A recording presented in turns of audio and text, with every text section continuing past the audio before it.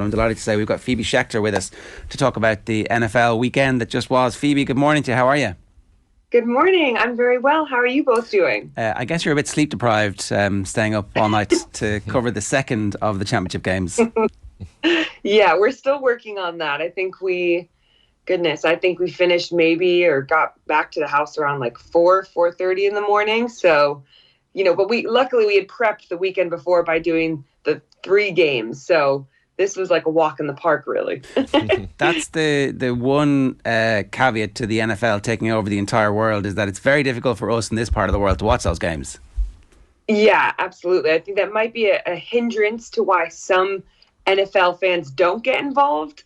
But I mean, luckily, that's why things like Game Pass and the Red Zone, all of that makes it so exciting because you can just get all the highlights punched into a 5 minute or 40-minute little bucket.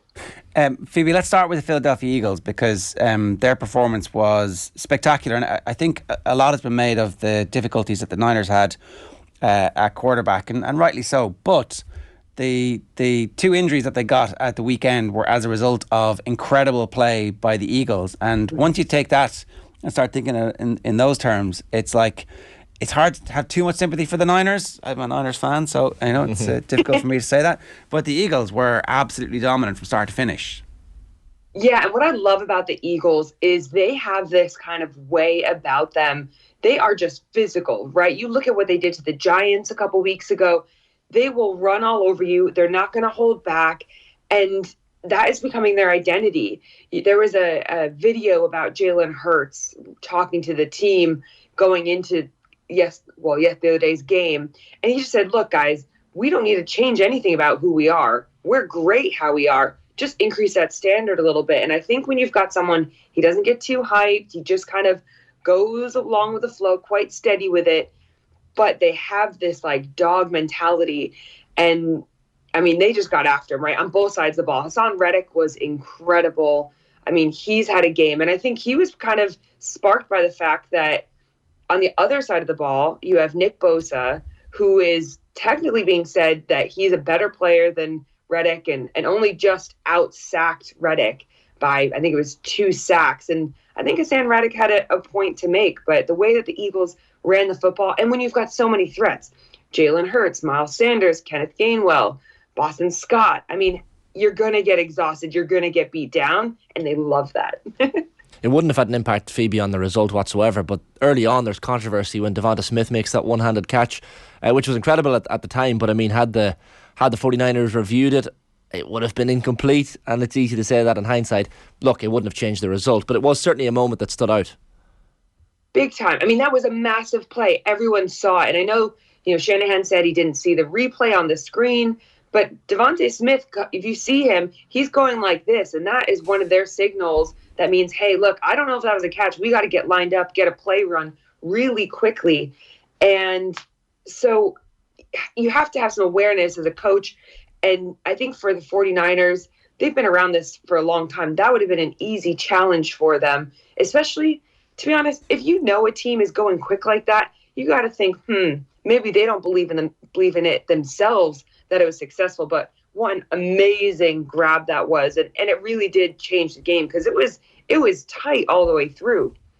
Is there just a little bit with this Niners team where something is missing, like notwithstanding the injuries to the quarterbacks, right? But they did all get injured on plays, particularly the early one. Trey Lance gets injured running up the centre, and funnily enough, a big guy falls on him. Who would have thought that maybe that might happen? Their offensive line couldn't protect the quarterbacks at the weekend. Like, for all of the genius of Kyle Shanahan, is there just a little wrinkle there that you think somebody somewhere needs to say, hang on, do we need to approach this team building in a slightly different way?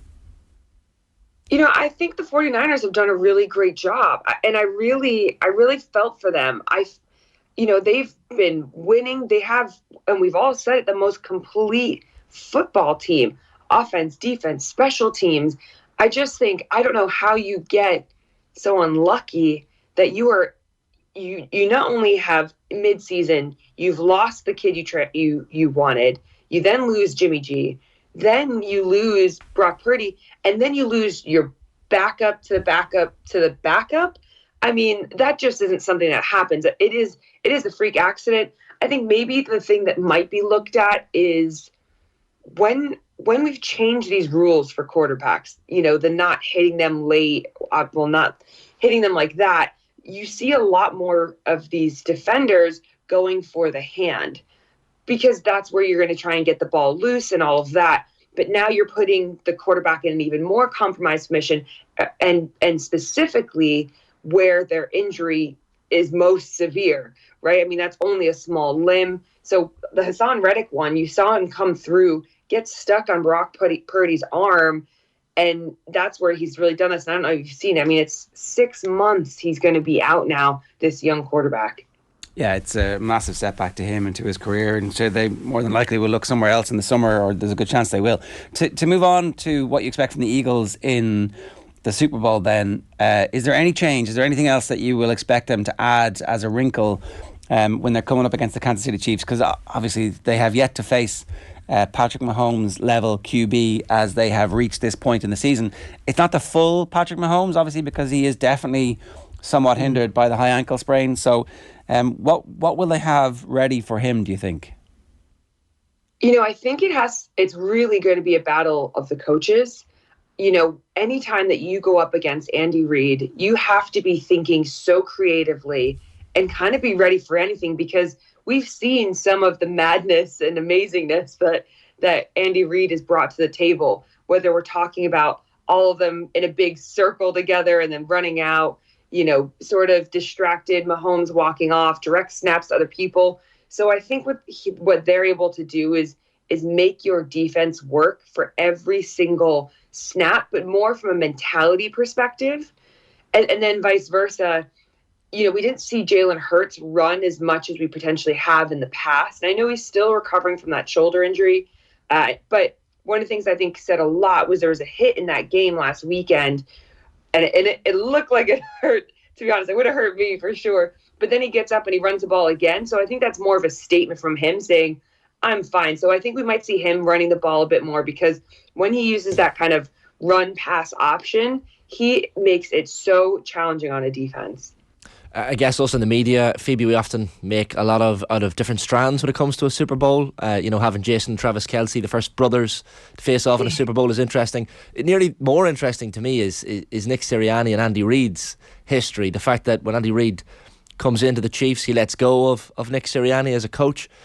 So there's a lot of strands there. And Nick Sirianni is someone who deserves a lot of credit here for how the Eagles have picked up.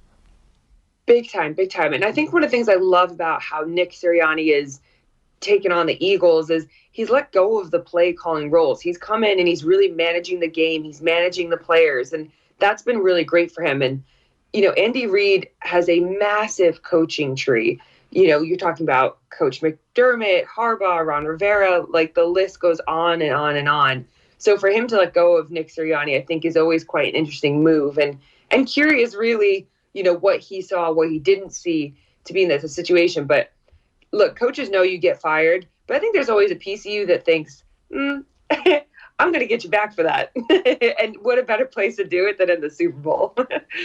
How can they get at the Eagles, the Chiefs? Like we know, like Patrick Mahomes is an obvious example of someone who can probably find those weak points. But the Eagles' discipline against the 49ers was just there in spades. Picked up lots of yards because of mistakes and discipline from the 49ers. So how can the Chiefs get at them? What are the weak points in that Eagles team? Yeah, I think you're having to look. I mean, if we're looking from offensive perspective on the Chiefs' behalf, they've not been against a team that can get those yards after catch the way they do. Obviously, looking at Kelce, his ability to find space in the zone, he is so talented. He is one of the most elite tight ends that we've ever seen, or receivers in terms of being able to find that space, find that zone. So I think looking at him, Pacheco's been such a hard runner. He got injured a little bit at the end of the game, so I hope if he's able to come out there and wear down that defense, but utilize the aggression of Hassan Reddick against himself. Whether you're running the ball at him, because once you kind of take the wind out of his sails like that, you can use it so he almost flies by. And then if you're looking at it from, I guess, Jalen Hurts or from that defensive perspective, trying to keep Hurts in the pocket is going to be key. he is a guy that wants to get out. You'll have to have a spy on him, one of the defenders, to basically just watch him the whole time. So I think there's a couple of different things. A lot of it depends on how Mahomes is feeling, limping off the field. If you can get like the old Mahomes, maybe even the first half of the game yesterday, the other day, I don't even know what day of the week it is, but whenever that game happened, that would be great. The owners all lobbied really hard for the 17th game in the regular season, and it feels like that makes perfect sense, let's just keep expanding. But the difficulty with this is that we're now getting the teams in the final game of the season, and if you look at the Chiefs roster in particular, like Kelsey was a last minute, he's good to go because he had back spasms during the week. A load of their receivers during the game fell apart. Mahomes is on one leg. Jalen Hurts is kind of on one leg. And a lot of their players are carrying bumps and bruises as well. It's not like there's no consequences for having the extended season. The players are getting so injured and so banged up that maybe we don't end up seeing the all-time classic that we should do. When you list the players on both sides, this could easily be a 35-33 Super Bowl, but it's more than likely going to be 21-18 or 19-16. Yeah, spot on. I'm definitely worried for the Chiefs and their lack of a receiving core. I mean, the fact they were able to win that game with who they had was unbelievable. And I think there is that element to it. I mean, it's a long season when you're in it. And when you think back to week 1 in Miami versus the Patriots, I mean, that seems like a lifetime ago. And I know they tried to do it so that they've got a shorter preseason, but nobody really plays. None of the starters really play in the preseason anyway, so it doesn't really alleviate the stress on them. And the reason for doing the longer season was really to allow for having more international games. So it's a bit of a conundrum because, I don't see them going back, but I think there has to be a way that you can alleviate some of this physical stress. Because even thinking about it, the players aren't even allowed to tackle in the off season. So it's not even like they're having that physical wear down happening. This is all just stress from being in the season. So I spot on agree with you. Do you have a feeling yet about who you're going to pick for the final? Ooh. You know what? I actually really like the Eagles. I think it'd be amazing to see the Chiefs storybook if they're able to pull it out. But no, I really like the Eagles. I like what they've been doing. They've been just building consistent.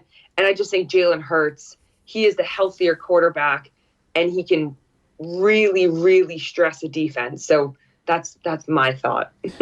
Phoebe, great to have you with us. Thanks a million for making the time for us. Thank you so much for having me. That's Phoebe Schecter there, part of Sky Sports coverage of the Super Bowl in 2 weeks' time.